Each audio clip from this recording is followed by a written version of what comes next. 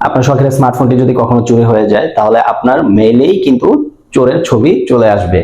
শুধু একটি option on করে রাখবেন এবং একটি অ্যাপস শুধু আপনি ইনস্টল দিয়ে রাখবেন।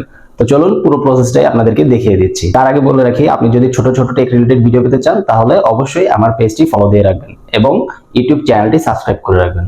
চলুন দেখে যাওয়া যাক। এর জন্য প্রথমে আপনি চলে যাবেন আপনার ফোনের প্লে স্টোর অ্যাপে। এখান থেকে সার্চ করবেন ক্রপ ক্যাচার। আমার এখানে আগে থেকে ইনস্টল দেওয়া আছে, আমি এটাকে ওপেন করে নিচ্ছি, আপনি ইনস্টল করে নেবেন।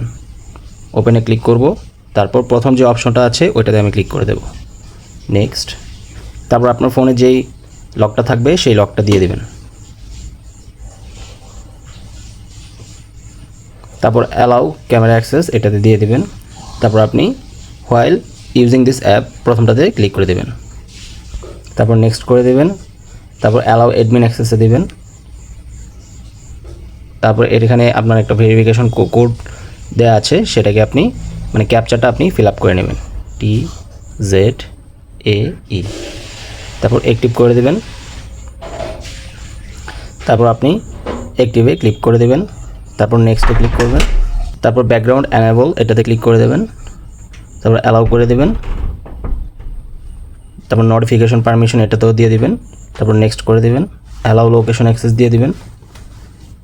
তারপর এটাকে অ্যালাউ করে দেবেন। তারপর অ্যালাউ অল দ্য টাইম করে দেবেন। তারপর আপনি নেক্সটে ক্লিক করবেন। অ্যানেবল অ্যালার্ট মেইলস এটাতে ক্লিক করে দেবেন। ওকেতে ক্লিক করবেন।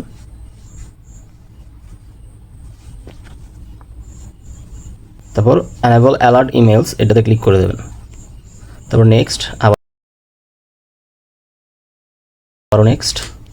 তারপর আপনার ফোনে যেই মেইলগুলো আছে যেটা আপনি ইউজ করেন সেটাতে ক্লিক করে দেবেন। তারপর নেক্সট, তারপর ট্রাই ইট নাও, ব্যাস।